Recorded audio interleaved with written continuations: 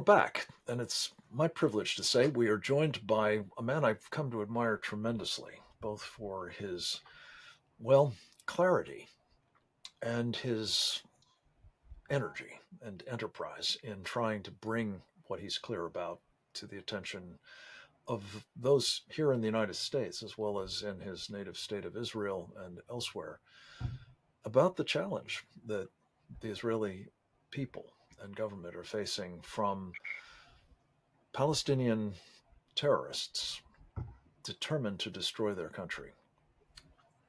And that includes not just the Hamas and Palestinian Islamic Jihad and other garden variety jihadist enterprises, but also the Palestinian Authority, the putative partner for peace for Israel, that is supposedly the good guys in the Palestinian community, to the point where our military and other police institutions in this country and others elsewhere around the world have been training the Palestinian Authority's personnel to maintain security.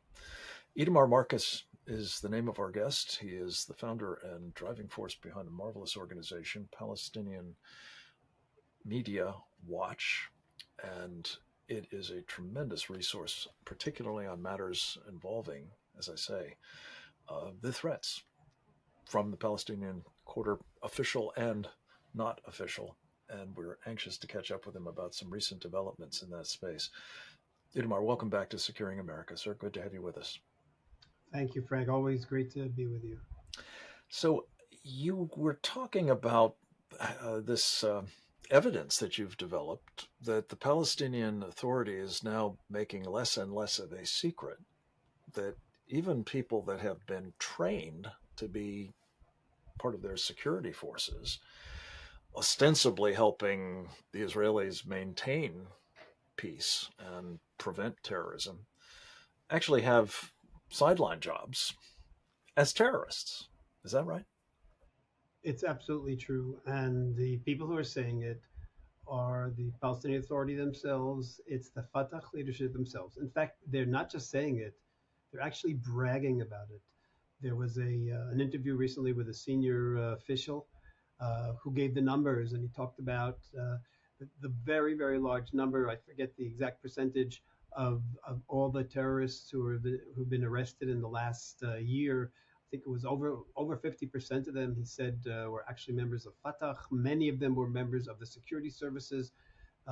In one of the articles, they talked about one of the terrorists who was killed, and they said he was a member of the security services by day and he was a fighter by night. So they don't even hide that they're doing this. And I have to make one more point here that's critical. People talk about the security cooperation and about the positive side of the security cooperation. Now, what is the positive side? The positive side is that occasionally when the Palestinian Authority knows about Hamas or Islamic Jihad terrorists who are planning an attack on Israel, or if they know about an organization that they're forming, they will notify Israel. And then Israel will go in, will get them before the attack, and they'll go in and they'll destroy the infrastructure they're creating. Now, this is good for Israel, but why is the Palestinian Authority doing this? They're not doing it to help Israel. They're doing it to help themselves. Hamas and Islamic Jihad, both of them would like to take over Judea and Samaria, West Bank, the same way they did in Gaza. And if not for Israel, they would have succeeded already. So the security cooperation from the Palestinian Authority perspective is for their own benefit. It's not for the benefit of Israel. And you will not find examples of Fatah or Palestinian Authority policemen who are being squealed on by the PA and being notified to Israel. It's the Hamas and the Islamic Jihad who they see as a threat. It's a hearty tradition in the Middle East that the enemy of my enemy is my friend. And if you can get your friend, in this case, to kill your enemy, all the better, right? I'm sure there's an Arab word that's equivalent to the Hebrew word chutzpah, but the increasing, well, I can only describe it as chutzpah. Maybe contempt is a better word for it, that the Palestinian Authority clearly has for not just Israelis who are invested in this idea that they're a partner for peace and they're a force for good and they're helping keep order and all the rest of it. But also the United States government, which is in fact funding still under the Biden administration, the PA and its security forces and so on. I mean, this is so much in your face and in your grill that it's hard to describe it as, I guess, anything other than contempt. What do Yeah, you think? it's definitely contempt. The part of the challenge here, and this is the mistake in Israeli and American policy, as far as I'm concerned. They are fearful of the Palestinian Authority, in fact, collapsing, and that Hamas would take over in the West Bank. Now, the if the Palestinian Authority were left by itself, as I've said, as I just said, they would actually have collapsed. But by Israel and the international community supporting the Palestinian Authority, they are supporting a terror organization. And we've been doing this since the signing of the Oslo Accords in 1993.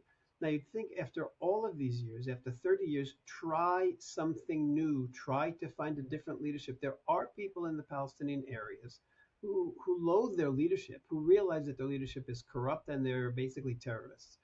Find those people, quietly support them, give them, and then when the Palestinian Authority collapses, as it should, those other people could possibly take over and replace the Palestinian Authority.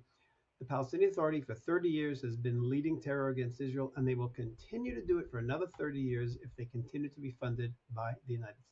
It raises the question, Itamar, whether the other possibility, which is more likely, let's face it, that one of the other of these groups, Hamas, Palestinian Islamic Jihad, if there's a dime's worth of difference between them, I'm not sure, but let's just say there is. If either of them were actually to take over in the West Bank and operate there with all of the latitude that running the place involves, as we've seen in Gaza over the years, presumably the Israeli response to it would be to crush what's being done.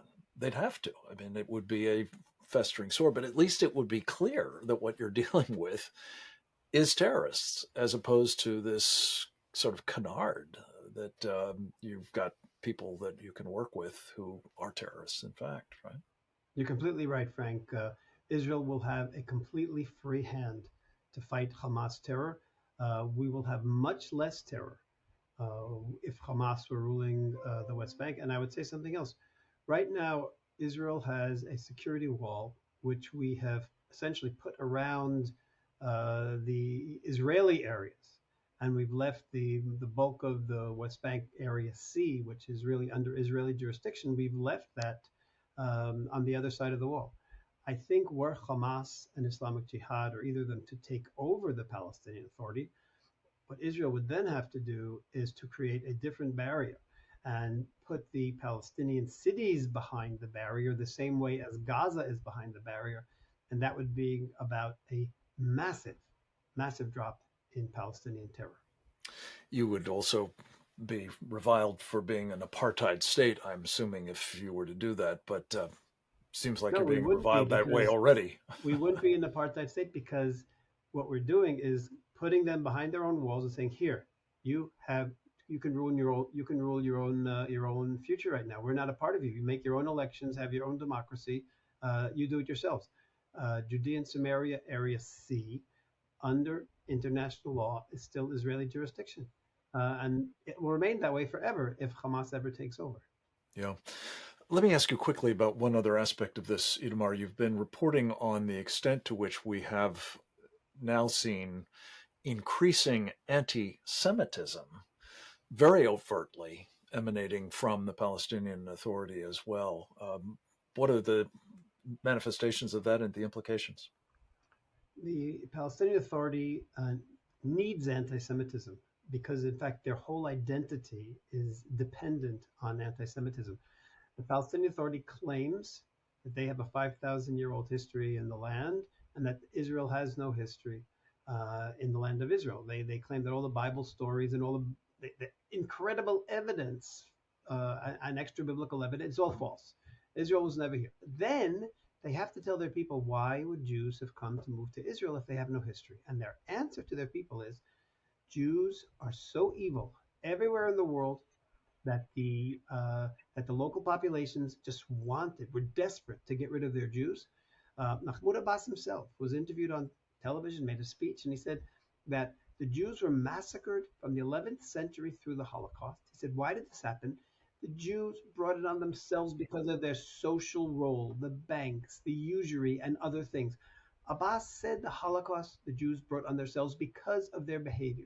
So the Palestinian Authority says the international community, in order to get rid of their Jews, stole Palestine and created the state of Israel. Therefore, Israel has no right to exist. The Palestinian Authority needs this anti Semitism to literally explain to its people why Israel has no right to exist. Yeah.